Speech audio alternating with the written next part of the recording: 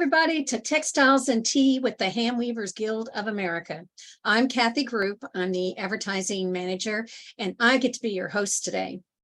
Again, as always, we will take questions at the end. And I skipped our sponsor. First, I want to thank our sponsor. Sorry, it is the Weavers and Spinners Society of Austin. They are a wonderful guild down in Texas. If you don't know much about them, check them out. And they are sponsoring our Textiles and Tea today, and we really do appreciate that. Thank you so much, Weavers Guild, Weavers and Spinners Society of Austin.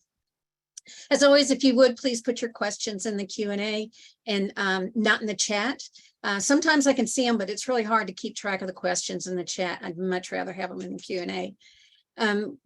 We have today Astrid Tauber. Astrid is pretty well known. If you've been to Convergence, her beautiful red dress was there, and we'll see more about that later. She is a weaver, a spinner, and a garment designer. She discovered her medium at the age of 7. She started doing crocheting, and now she's making unique garments from handwoven fabric, as you can see in this picture. Citing nature is one of her greatest sources of inspiration. She works with natural fibers and bold colors. She's currently studying fashion virtually at the Cut Academy in Vancouver, British Columbia. And Astrid's handwoven dress appeared in the HGA Seasons of the Smokies Wearable Art Exhibit in 2022 in Knoxville. And like I said, we're going to talk some about that later also. Hey, Astrid. How are you? How are you? I'm good. I'm good. Thank you so much for being here today. Yeah, thank you. And I actually know the sponsor. I'm a member of the guild. So it's awesome that like this all happened together, and like it's amazing. So yeah, I think that's wonderful that they were supporting one of their own. That's great. Yeah, definitely.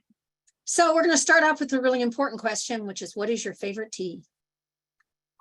So I've seen the episodes before, and I knew this question was coming. And honestly, I don't drink tea that much. I'll say hot chocolate. I guess this is what happens when you invite someone so young, is you're not going to end up with a tea drinker. But yeah, we'll go hot chocolate. That sounds great. Tip, you would, we mentioned some that you started with crocheting, but and I know you've shared this story with a lot of people, but for those who haven't heard, how did you get started in fiber? So I think I was 7, and my mom signed me and my brother up for a class at Joann's that was crocheting, knitting, and sewing. And to this day, I still can't knit. But I loved crochet, and I wasn't actually old enough for the class. You were supposed to be 8, but my brother was 8, and my mom was like, go, you'll have fun. It'll be great. And I did. And after that, I just kept asking for yarn. Like it just spiraled, and it was crazy. For one of my birthdays, I think the following year or something, on my everything I asked for was just yarn. And some of the guests were like, "That's it? Like nothing else? You sure?" It's like, I want yarn. That's all I want. And from there, it just continued. I took a class at NC State Fair, I think, or no, Carolina Fest. They're held at the same place, so I get them mixed up all the time. But I took a class there on spinning with Julie Wilson, and I was 9 or 10, I think, and you were supposed to be 16, so I wasn't even close. But I emailed her, and she said no problem. My mom had to hang out for the full 2-day class, but I was okay. And so I learned to spin on a Lendrum, and then I ended up not really enjoying crocheting with my hand spun, because most people don't, and learned to weave on a rigid heddle loom from the local guild. We lived in North Carolina still at the time. So yeah, I got a loom for Christmas, and then it just kept on going. I upgraded looms again that same year, I think, with a table loom, and then a wolf pup, and then an Ashford Jack, and then a Megado, and then it just kept going. So yeah, it's a long story, but happened in a weirdly short period of time. It sounds like you went down the fiber rabbit hole. Definitely. Yes, yes. Well, you're very involved in a variety of fiber arts, as you've said. Would you describe yourself as more of a weaver, a crocheter, a spinner, or what else? How would you describe yourself? It's been a while since I've crocheted. Once I found weaving, that was my thing, and that was what I stuck to. And I've invested a lot of time and money in it, so that's what I focus on. So I'd say weaver, spinner, and probably garment designer because I do love my garments. Yeah, you're starting something else now too, right? Shoes. Yeah, shoes. Yeah, Can you tell us a little bit about that? sure.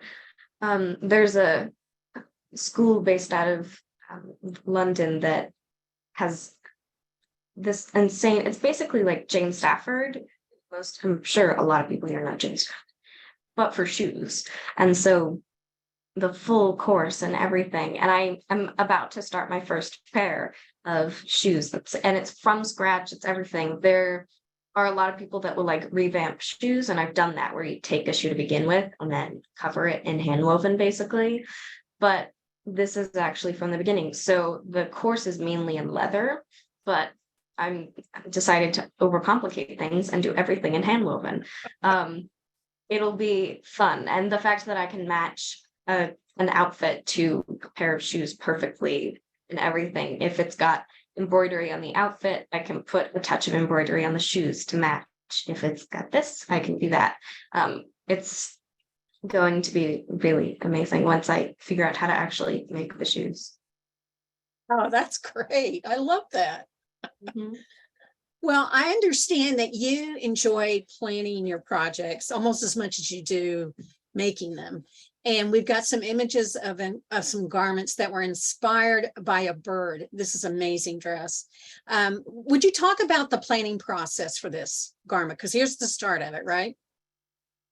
Yeah, this was inspired by a red-tailed black cockatoo, which is an Australian bird that is gorgeous. And I was more inspired specifically by a painting, and I wanted to basically take that bird and put it in the form of a gown, which is not easy, and it can be interpreted in a lot of ways. And so figuring out exactly the way I wanted to do it, but oh yeah, someone said me dyeing with a white dress. That was, I actually wanted the dress to then look like the dye after. So it was like a 2-in-1. Like how people do like mop skeins of yarn while they're dyeing. I did that with what I was wearing and like wiped my hands on it throughout the whole period. It was fun.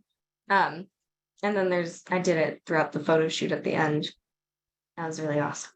But for the dress itself, the actual hand woven, I wanted touches of embroidery to match the little white details on the feathers and all this stuff, but figuring out what, where, and how to do it. It took me forever to pick the draft because from afar, you've got the painted warp and you've got those gorgeous feather effects. And then up close, you've got, this is snakeskin. Some people might know that pattern. It's a really popular twill. And I did it with a fine yarn, so when you get up close, you've got that detail and that 8 shafts, and then the lining. I hand dyed the lining to match it, all of it. So I love the planning, and I think through everything as far as here's the bird, here's it in hand woven. So, Well, I think we have pictures of the finished dress too. There we go.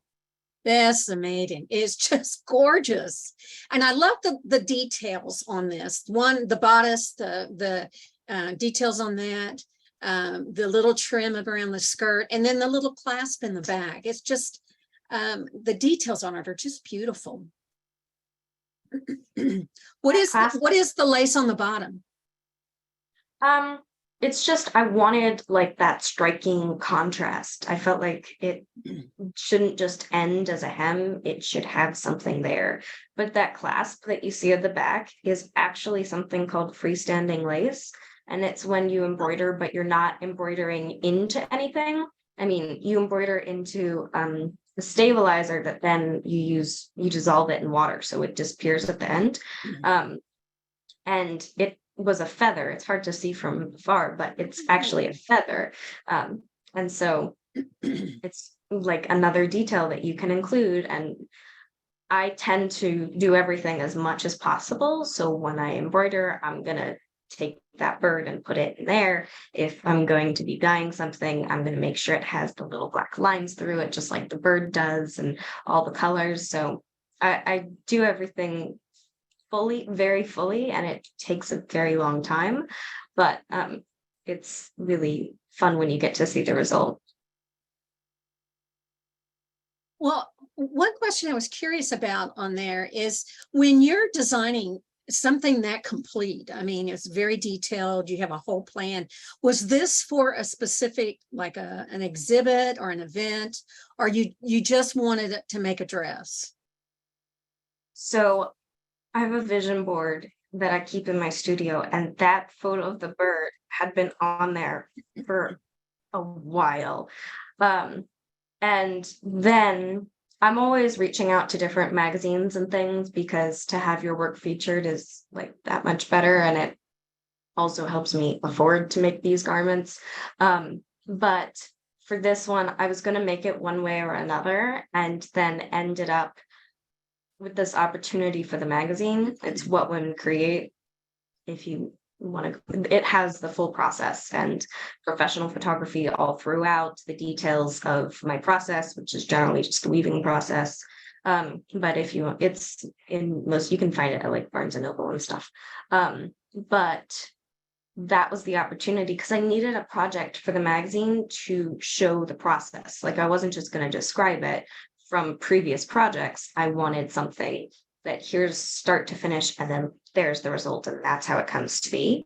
And this ended up being the perfect outfit because I was already going to do it. So, yeah. Well, I have to tell you, I had a pleasant surprise. I was at a conference in Chicago, and I walked out into the lobby, and there was a stack of Women Create. I was like, oh, okay, I'm going to pick up one of these. And I'm like, this is Astrid. Oh my gosh. And I even emailed back to the office, took pictures. Look, Astrid's in this magazine. Isn't that great? She's going to be on Textiles Tea soon. Well, that's wonderful that you got that kind of support and publicity for that dress. That was awesome. Yeah. So did you already start the dress when you got hooked up with the magazine, or you made the agreement with the magazine and then you made the dress? No, it was kind of like I had my sights set on making this piece, and then I had been trying, like, in touch with the magazine for a little while, and then finally they said, like, here's a list of like dates and everything, and when would you like to, and what issue, and all this stuff. And then I just ended up putting the two together, and they were like, absolutely, why not? So it worked out amazingly. Sometimes I have magazine projects where it's more specific to the magazine itself, or like with Play Magazine, I do that a lot. Or sometimes you get like total creative freedom. Sometimes it's a mix of the two. And so it always ends up in a different way. And this was really amazing. Now, I know the magazine was Women Create, right? It's What Women Create. There's What Where Women Create, and that's about their studio spaces, but this is What Women Create. This was the summer issue of this year. Yeah. They released them really early, but yeah, if you want to put that okay. You can get it online. You can get it at most like craft stores, Barnes and Noble. It's in a lot of places. Yeah. Well, I was tickled pink they had something about weaving, and then to find out it was you made it even better. School of Sweet Georgia is also in that issue, I think. I think you're right. You went to Convergence. We have a couple of images of you at Convergence. Now, this was your first time attending Convergence, correct? In Knoxville? Okay. And so what do you think was that experience like for you? And what would you tell other people who are going for the first time? So to me, and this is 100% how I attend conferences, I go all out when I'm at a conference because you have these amazing weavers and teachers and all these people who are actually in one spot for a limited period of time, and like might as well, like if you're in that environment, go for it, like take advantage of those people and their experiences and that information. There are a lot of people who plan days off, or like I did pre-workshops and a 3-day, no, I did seminars before and workshops after or something. Like I was there for like full 10 days. But you know, you've got all these tours and trips and galleries. You could go and like have chill days and go do those things. I don't. I tend to just like fully book classes. I was so busy at the last one that my mom ended up volunteering for me so that she could be in certain, like take notes for me and all this stuff. She would be like the door person so that she could then sit and take notes for me and then tell me after. That was how crazy it was. I had, I think, 2 or 3 classes that required the loom like dressed and everything. And so I made all the works in advance and then would be up like ridiculously late trying to get the loom ready. But it's also really amazing. Like I joined multiple new guilds from that. I'm a member of like 10 guilds or something. I joined CHG and Complex Weavers. But so much came of that conference. Like you've got the photo here. I ended up buying a Megado after that, and I'm staring at it right now because I met Dave and got to weave on the Megado and all this stuff. So it was amazing being able to enter and all that stuff. But just consider if you're gonna go what your time is, because there's a good like burnout period at the end where you're just exhausted, but it's amazing and really gets your like wheels turning. That's a gorgeous Louette loom.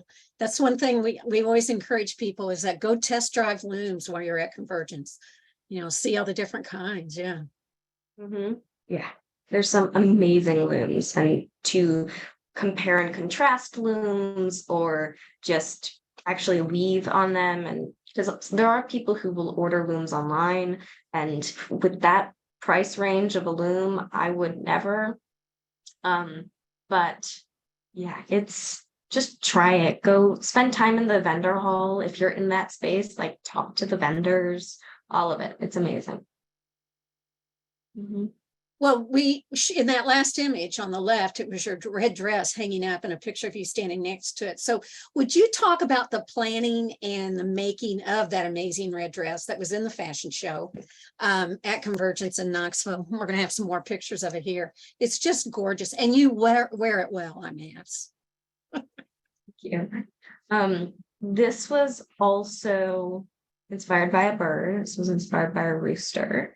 And I wanted it to be like that classic red dress. One of my favorite movie dresses is from the movie Me Before You, and they have very similar dress. And that was my main inspiration, plus the colors of the bird. And I kind of combined them in handwoven.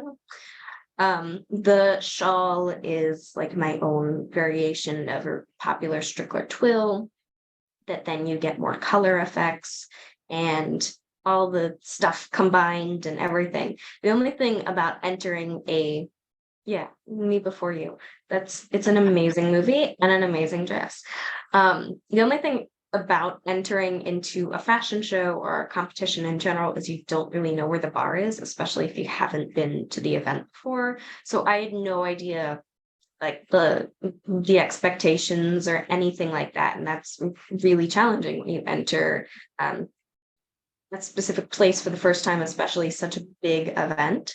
But I loved it. And I would definitely, if you're going and you happen to be making something, or you've got spare time, make something and enter it, just for the experience of the feedback from the judges and to have something on the runway without you yourself having to be on the runway.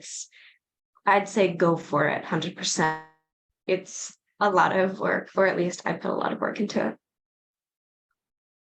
And you can tell it's just beautiful. Now I can't tell, and I know somebody's going to ask, what was the weave structure that you did? The top is plain weave and the skirt is Bronson. And then the shawl, I think, was an Echo, if I remember correctly.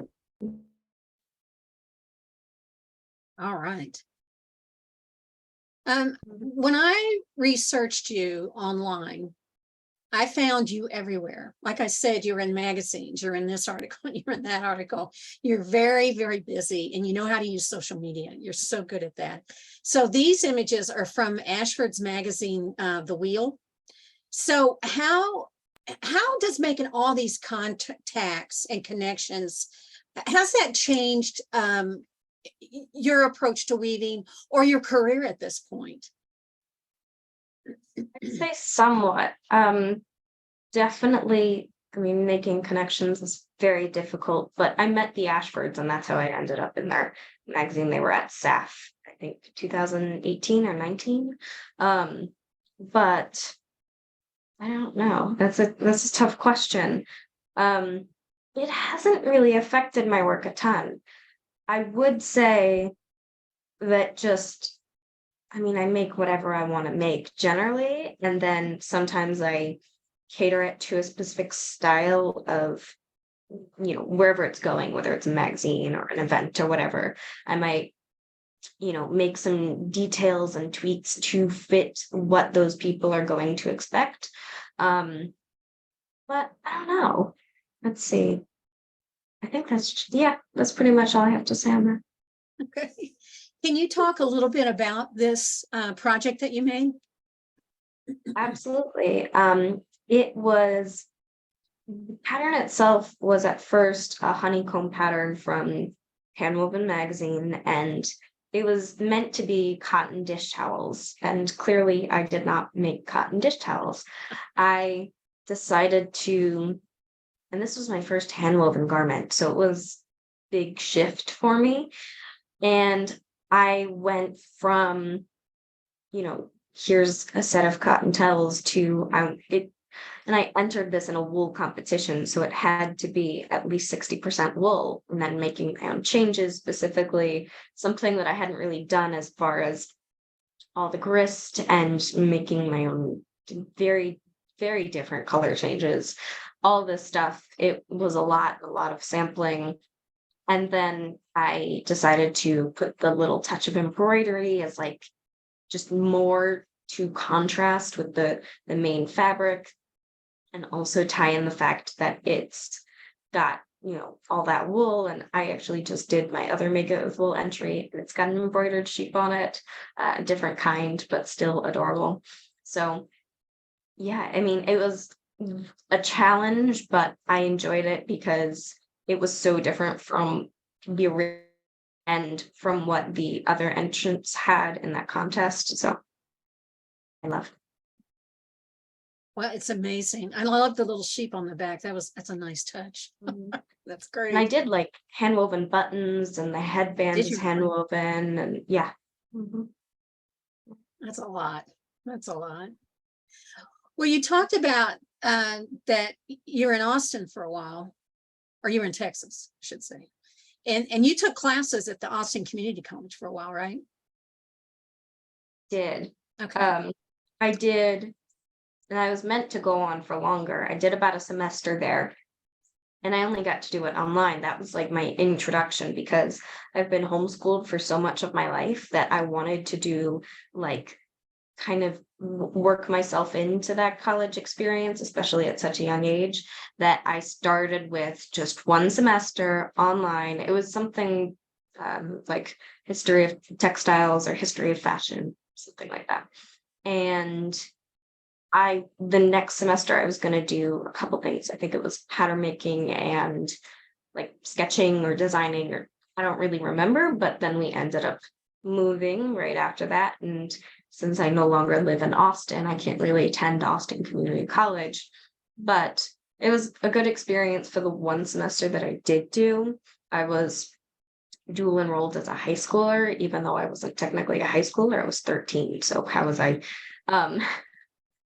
So now I attend the Cut Design Academy in Vancouver, and I'm taking pretty much the same classes. So this past semester, I did the full 14 weeks of sketching, and I can't sketch, but I think I did pretty well, and my grades showed I did pretty well.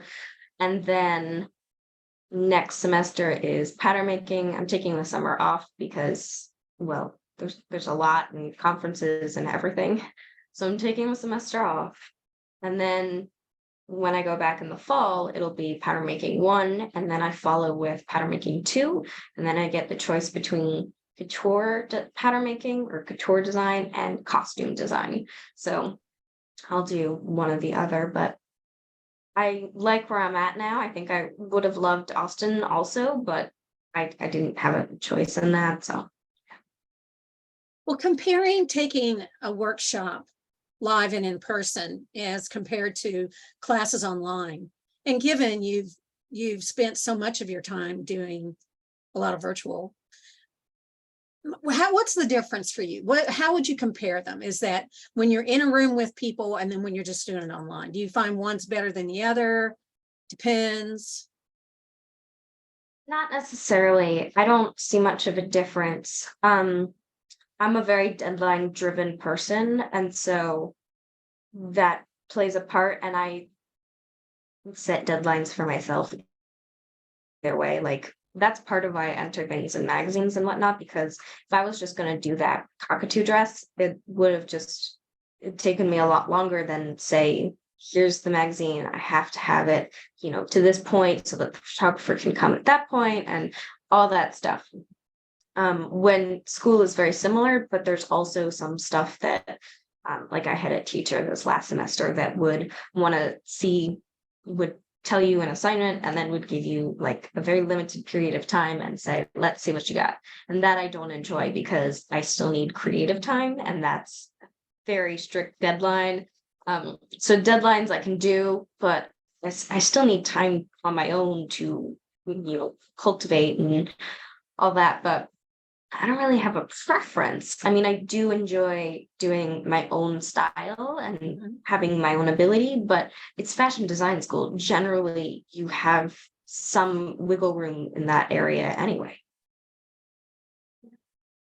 Yeah, when you were talking about that dress for the magazine, I was thinking, oh my gosh, that would be such pressure because you can't just say, oh, I'm not quite ready yet. You've got to have it done. So I was thinking, man, that's a lot of pressure to make sure you get that all done in time.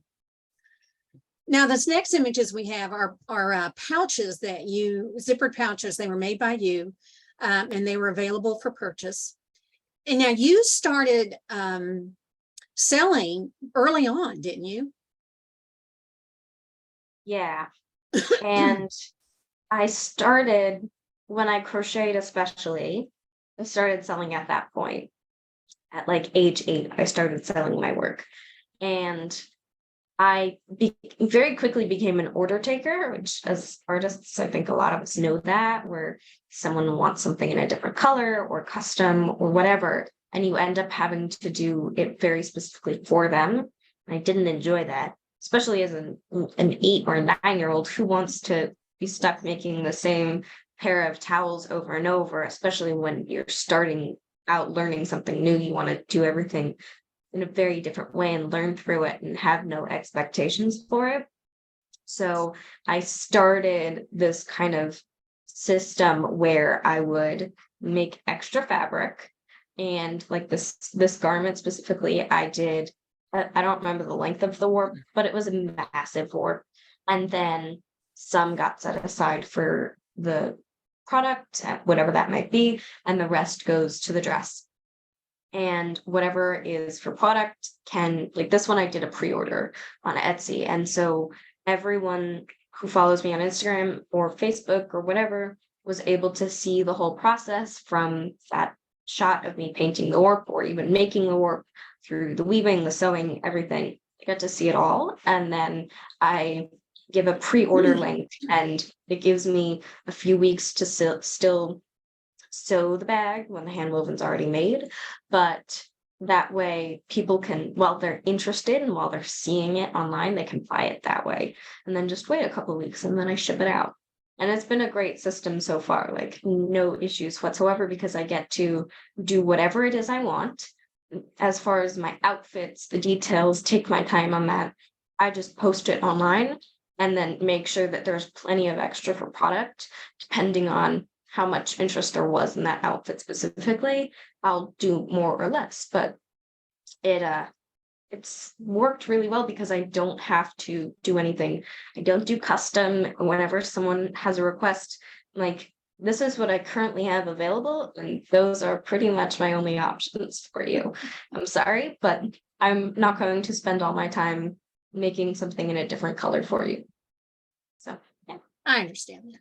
Now, this Yeah. is the fabric from the bird dress, right? The parakeet dress. I like these Cockatoo, yeah. images. I love the images because you can see on the darker fiber the snakeskin pattern really well in that. So, but the other thing that's very, very cool about this, and it struck me, is the lining of this. Now, this was done through Spoon Flower, and you designed it, right? So first of all, for people who don't know what Spoon Flower is, would you explain that? Sure.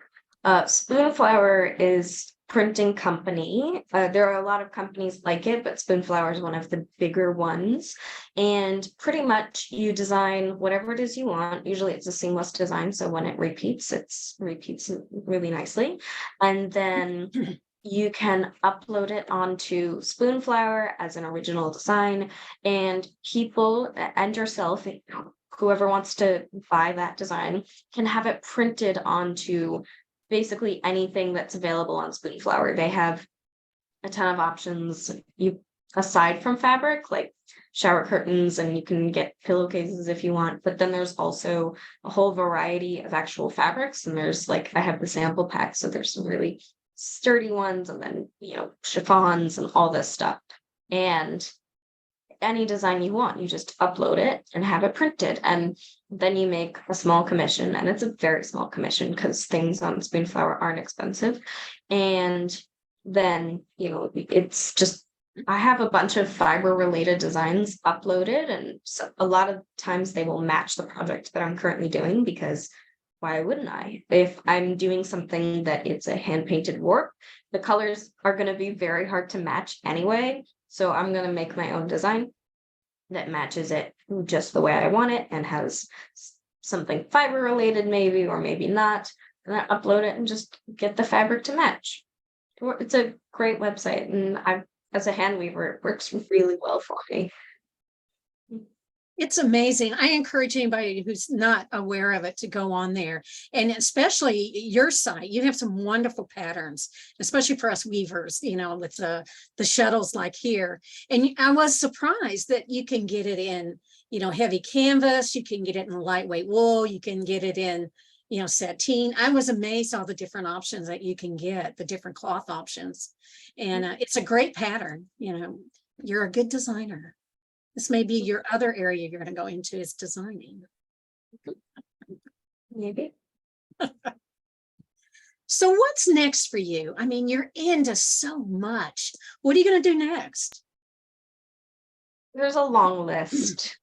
For shoes, we already talked a little bit about shoes, and continuing those in hand woven and having them to match my outfits.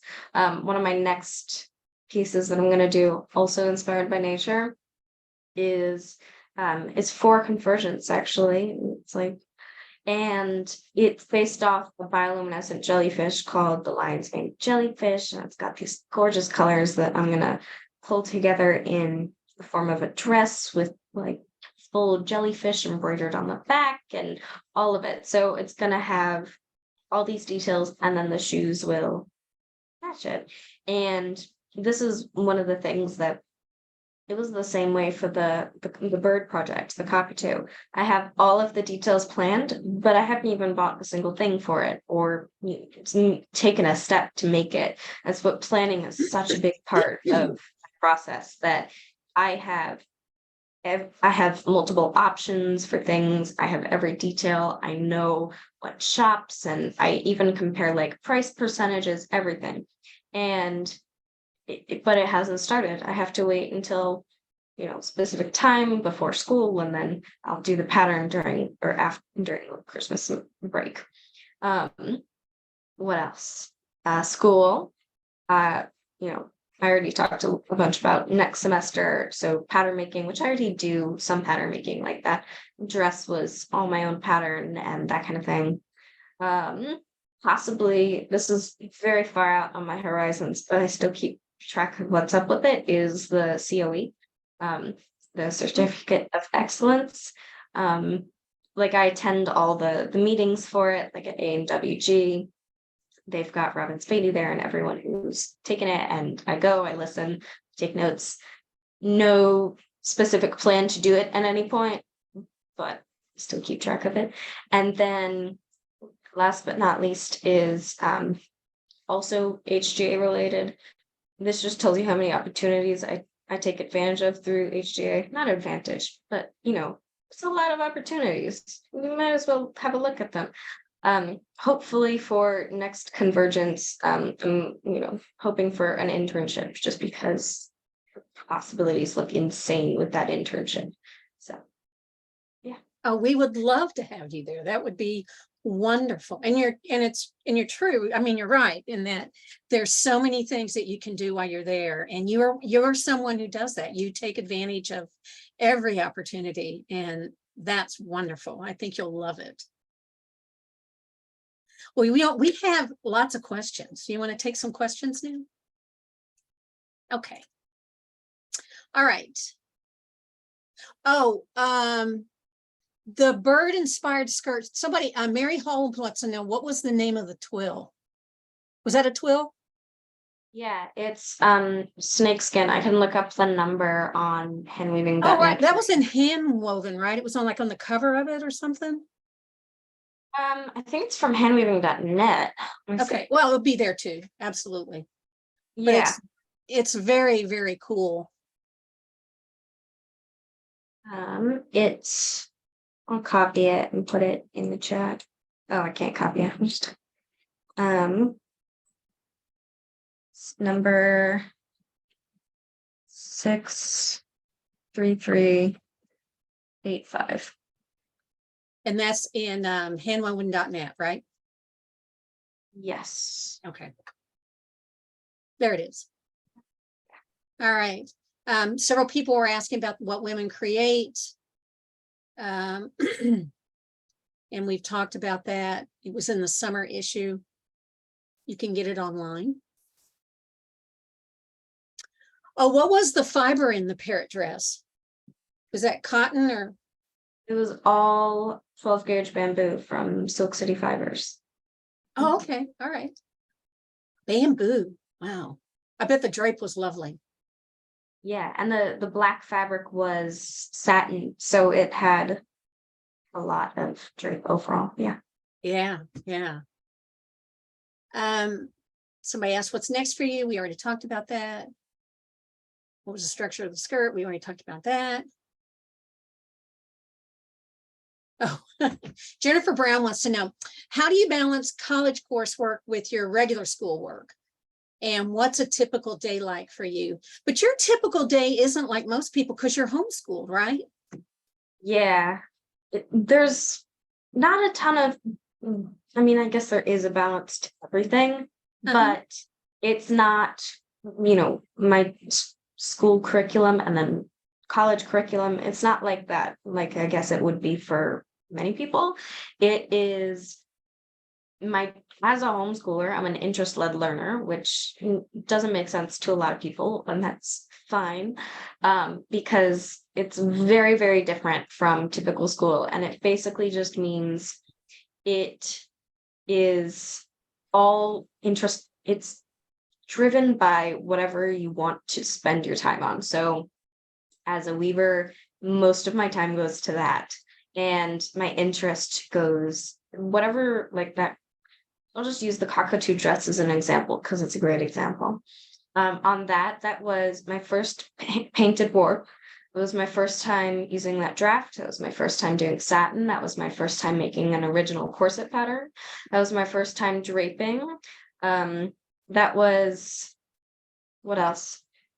Yeah, there's all kinds of things in it. That was there's generally, you get the idea. Every project or piece is a learning experience, and that is how I get my education. And I know that sounds crazy because you look at a dress and you don't really make the connection, but it is. And then there's the fact that it's in a magazine and how to write for a magazine. That's your writing experience, and coming on here, that's public speaking experience.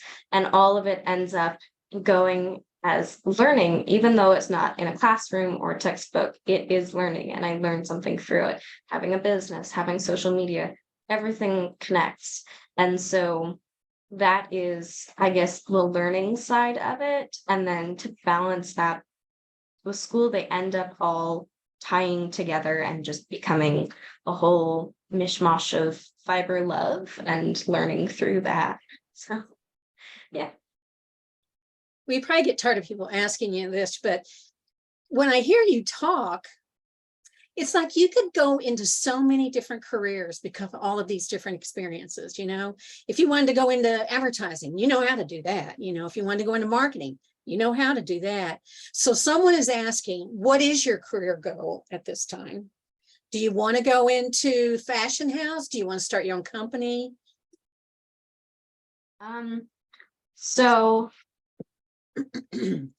for a while now, I've wanted to have my own completely handwoven atelier.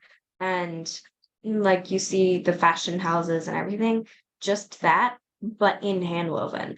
And then I'd have, this is a lot of information, but I'll just tell you because you asked. Then I'll also have a retail line that would be luxury, like shoes and bags, all handwoven and worked on from artists all around the world. And their handwoven would be done in whatever design, and then it would be going to bag makers and shoemakers, and then that would be distributed all over the world. And that would be the retail. And then I would do whatever whatever the like garments are, as far as handwoven and all painted warps, sometimes hand spun, whatever it is. And that would be all the garments. So I would mainly focus on the garments because I love my garments and I love to do the detail work and the designing of those. And that would be my main focus. So yeah, that's a lot, but that's the plan. And obviously, Okay. I'm 14, it'll take a while, but that's when I'm an adult, that's where I picture myself. That was the next question. Somebody wanted to know how old you are. And I'm laughing because I think at 14, I was wondering when the next Tiger Beat magazine was coming out. You are so ahead of your time. You're so advanced. And I just love your eagerness to keep going and do things. It's wonderful. Somebody wants to know what guilds you belong to. And I think you said some of them. You said Chattahoochee, Austin. Yeah. I'm probably gonna miss a few, but Chattahoochee, Handweavers Guild, Complex Weavers, Weavers and Spinners Society of Austin, Austin Sewing Guild, American Sewing Guild, Palmetto Fiber Arts Guild, CHT, which is the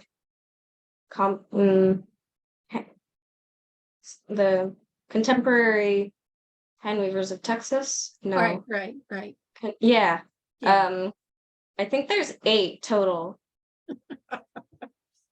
I'm missing a few, but that's the general gist of it. And as a member of Chattahoochee, we are tickled pink that you're a member of our guild. We take that as quite a compliment. That's another one. Yeah. Well, somebody was asking, do you have a second passion outside of fiber? What's another thing that takes your time? Outside of fiber, I'm a very boring person. I doubt that. I can't really talk about much else than fiber because I've invested so much time in it that most of my brain is, kicked out all the other stuff and is just filled with fiber knowledge. Um, who's somebody that you have met or you've been following on Facebook, Instagram, whatever, that you really admire? You like their work, or, something else about them that you really admire? There's multiple people. I've met a bunch of them. That's what fiber events are for. Yeah. Yeah. But Diane Totten, I met at Convergence. Dara Lancaster, I ended up meeting afterwards. She wasn't at Convergence, but then I ended up meeting with her one-on-one afterwards, which was amazing. And then Robin Spady, who at ANWG, I got to take one of her classes, and it was amazing, to ask big questions. And that's kind of like another thing about getting out there. You asked before about how to be so social and meet weavers and everything, is you can kind of turn questions into your superpower kind of thing, because when you ask the big questions, and especially as someone so young, I very much stick out in a crowd of weavers usually, that when you ask a really, really good question, they know you mean it and they know you want to be there, and that just go for it. And that's one of my big things, is to ask the questions. But who else have I met? There's a list, but those are probably my top 3, I guess. But I think it's wonderful that, oh, I'm sorry, go ahead. JC Boggs Faulkner is also another one. Oh, yeah. Yeah, because I had talked to her online a bunch, and then I actually stayed with her for ANWG, and then Kate Ashford, or Kate from Ashford. I met Elizabeth Ashford and Richard. Just a bunch of, this is a very long list. It is. Well, someone was asking, are you still spinning? Do you have time to spin? Yeah. I can pull up a photo for you of a hand spun outfit that I did for Fly Magazine. That the weft was entirely, I carded it, and I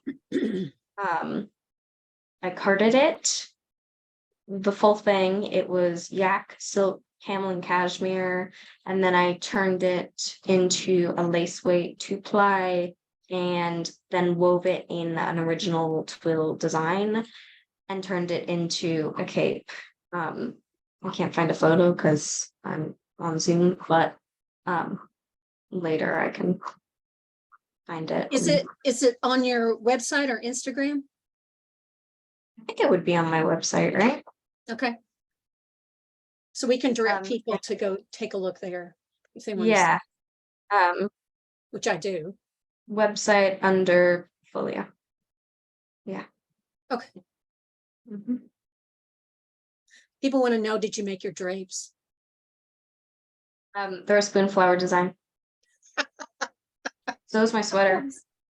Of course, of course, of course. Somebody else asked about where did the material come from. Susan, it came from spoon flower. Google it, and you'll get there. It's amazing the cloth design that you can get at spoon flower.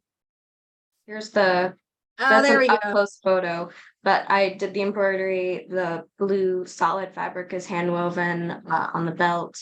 Skirt's not, but that's that neutral yarn that's in there is all hand spun. How'd you get the skirt to match the belt? It's Joann's fabric. They have everything. That's pretty good. Yeah. Well, I have enjoyed this talk so much. And I'm so glad that you were able to come on the show. It was a delight meeting you at Convergence, and I'm just excited where you're going from here. It's just wonderful. Can't wait to see Convergence next year and see what you come up with. It's going to be wonderful. And I'm assuming after that you'll be teaching. It's just a matter of time. So we look forward to you teaching about making garments and how to get into the fashion show. Thank you so much. I want to thank our sponsor again, Astrid's old hometown, the Weavers and Spinners Society of Austin. We really do appreciate them coming on and being a sponsor for this event. If you would like to sponsor an episode of Textiles and Tea, your guild, your business, you individually, you can, and you can do that by going on and looking at the Textiles and Tea site on our website, weavespindye.org. We're going to have Spinning and Weaving Week soon. It's amazing. We've got vendor booths, we've got thread talks, we got panel sessions, show and tell. It's going to be on for available for 90 days afterwards. A lot of people are saying, I don't have time to do all that. Well, you can watch it later if you want. So it goes on, and then you can watch it whenever and watch it again. And for 7 days, it's $25. That's a pretty good deal. You can see a lot. And then there's also the Art Sparks, which is an additional price of $10 to $20. Sorry, Mandy, I jumped ahead of you, didn't I? The other thing we're very excited about are the tours of the artist. And that's what was on that last screen when I jumped ahead. We've got some wonderful artists who are going to show their studios, see where they create. If you want to join, you can. You can go ahead and sign up. Registration opened last week. You can jump on there and go ahead and buy your studio tours and join us for the whole week of Spinning and Weaving Week. It is October the 2nd through the 8th. Weavespindye.org. You can go on there and purchase your ticket for the whole week. We really appreciate your donations and joining Fiber Trust. Through those is how we have these wonderful shows, whether it's Textiles and Tea, the Spinning and Weaving Week, Careers in Textiles. All of those come from the donations that we get from you and your sponsorships. So we really do appreciate it. If you've missed any events, any of these episodes, you can go back and watch them. You can watch them on HGA's Facebook page, or you can watch them on the HGA YouTube. I would encourage you to sign up and subscribe to the HGA YouTube, because then you will get a notice saying that another episode has been uploaded. Next week, we have Dawn Alert. She's going to talk to us about her work. We are so excited to have her here. Again, thank you so much, Astrid, for being here today. We really do appreciate it. I encourage you all, go to her website. Great stuff. Don't forget, tonight is the HGA General Meeting.